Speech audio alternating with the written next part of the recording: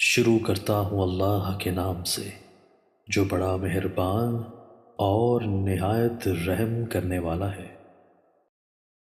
حضرت عائشہ رضی اللہ عنہا سے روایت ہے کہ رسول اللہ صلی اللہ علیہ وآلہ وسلم نے فرمایا 10 چیزیں فطرت انسانیہ کا تقاضا ہیں: مونچھیں کاٹنا، ناخن تراشنا، انگلیوں کے جوڑوں اور پوروں کو اچھی طرح دھونا، داڑھی پوری رکھنا، مسواک کرنا، ناک میں پانی چڑھانا اور ناک کی صفائی کرنا، بغلوں کے بال اکھیڑنا، شرمگاہ کے بال مونڈنا، پانی کے ساتھ استنجا کرنا۔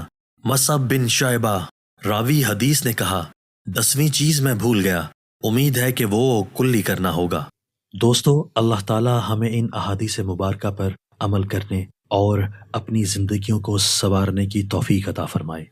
دوستو، اچھی بات پھیلانا بھی صدقہ ہے۔